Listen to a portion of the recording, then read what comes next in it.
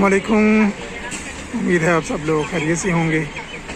आज है एक छोटा सा सफ़र रावलपिंडी से वज़ीराबाद।